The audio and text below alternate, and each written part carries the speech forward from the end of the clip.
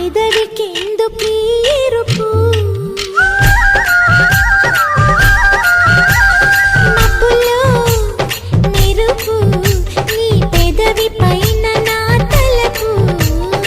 ఏవేవో అడిగింది వచ్చి నీ వేడి నిట్టూర్పు తెచ్చి అల్లాడిపోతున్న పిల్లవడగాలి